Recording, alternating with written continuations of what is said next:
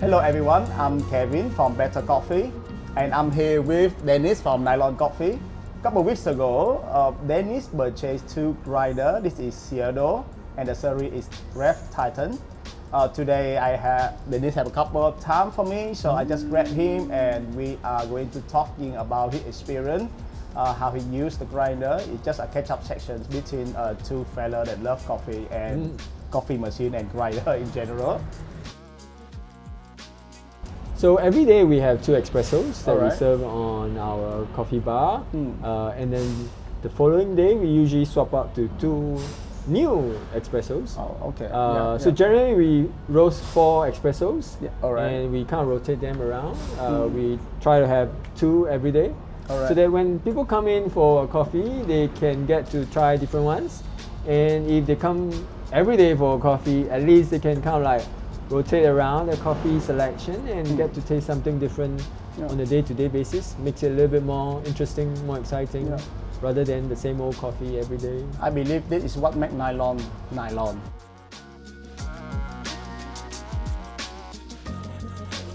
Maybe just to put a number on that, maybe reverse grinder take around 15-20 minutes, this grinder take much shorter to get to the point that you're okay to serve the coffee. I mean, for our guys, we actually always put this challenge out to them that they have to dial in 2 coffees within 20 minutes. Oh, okay. You know, it's a little bit like how people are on stage. They have the same challenge. We put this challenge to them on a day-to-day basis. I think it's a challenge that they embrace and make them a better barista. I think with good pressure comes with better performance. That's always what we believe in. And so what the team is okay with a grind performance? I think they actually find that it's a little bit easier compared to our previous grinders as well. The Ceado is a little bit more forgiving, accommodating to come down to that grind size.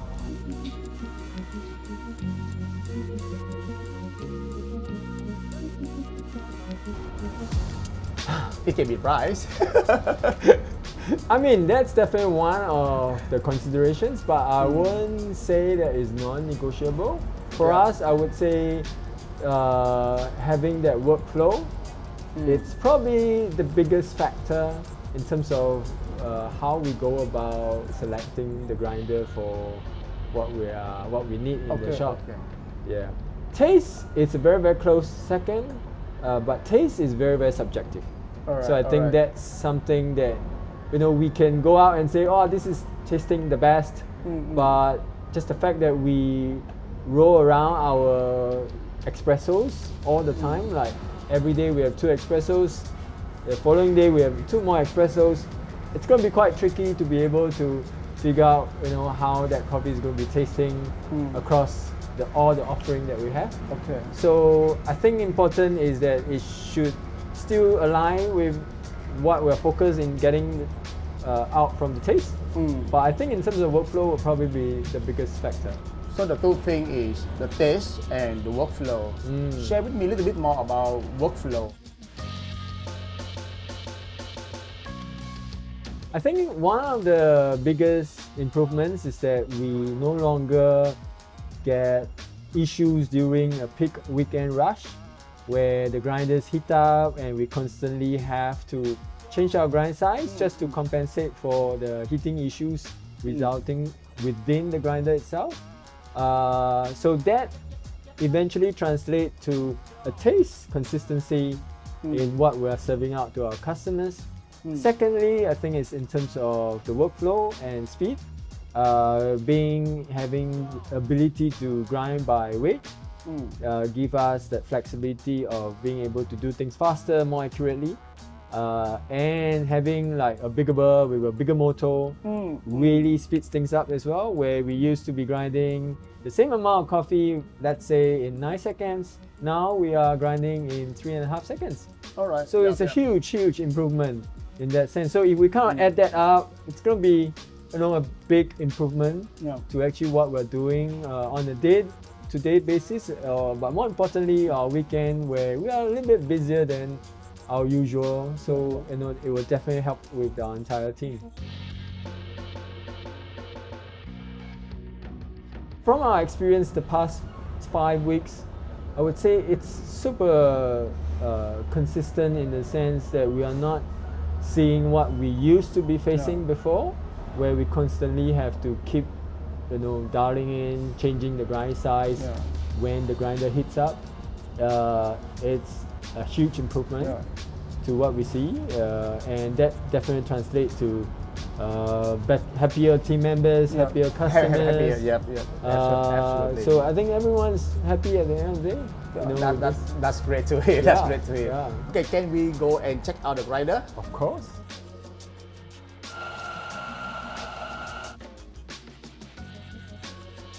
At the point of time, we are a little bit rushed to make sure that you have the grinder before Christmas. Absolutely. I hope you're happy about this. Oh yeah, super, super much appreciated. And because it's a bit rushed, so I don't have a lot of time with you to talk about the grinder. So that's why this conversation about I just want to catch up with you about your experience with the grinders. I think it's fairly straightforward. I mean, the beauty of the grinders is that it works pretty much out of the box. There isn't like a very extensive menu that you have to go through. Essentially, even the WPM modules are already kind of plugged in, so it just works out of the box, putting in the hoppers, trying out different grind size, seeing what works for us.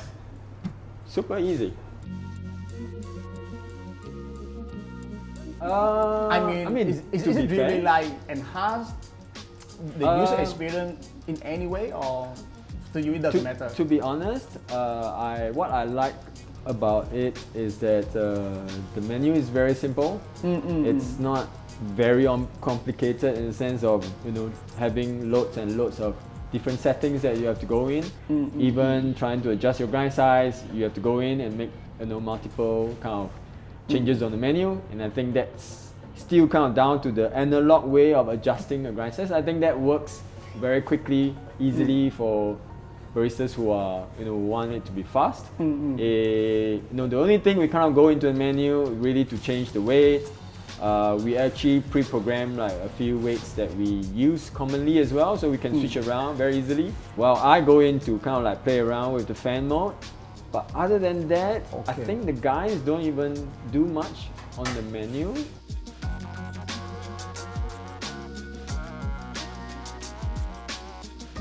Is there any moment that this grinder will show you some attitude?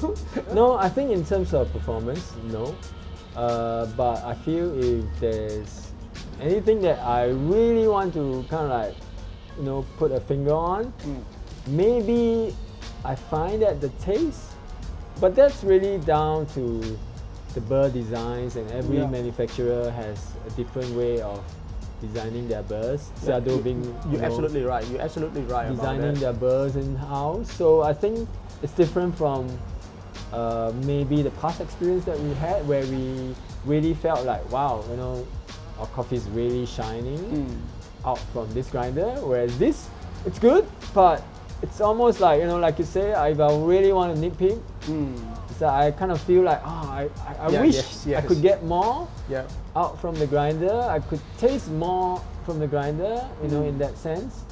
Besides the aesthetic issues, obviously, it's still down to, for us, it's still down to about taste. If we could really kind of like squeeze a little bit more, 5% out from the coffee, I think that would be fantastic.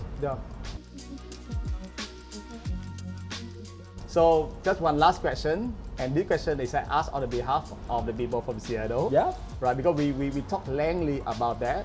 Ceado, they have a technology called backspin. Yes. They are the only one, the first one, and actually the only one, right, having something called zero retention. Yes. And this Ceado Rev series have something called Rev Zero, right? So Rev Zero, this means every single shot, the burr will backspin to pushing out on of the grind, right? To make sure that every single shot is fresh. It's fresh. It takes a little bit of longer than this grinder.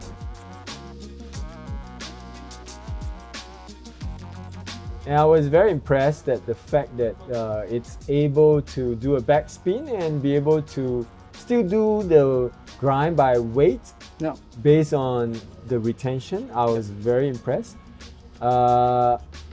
I wasn't sure if that can be done on a consistent basis, meaning shot after shot. That's one.